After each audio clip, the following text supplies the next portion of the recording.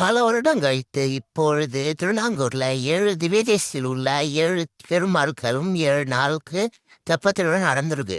அதை இப்போ கேப்சர் பண்ணியிருக்கோம். எப்படி இருக்குன்னு பார்த்துட்டு லைக் அண்ட் ஷேர் பண்ணிட்டு சப்ஸ்கிரைப் பண்ணிக்கோங்க.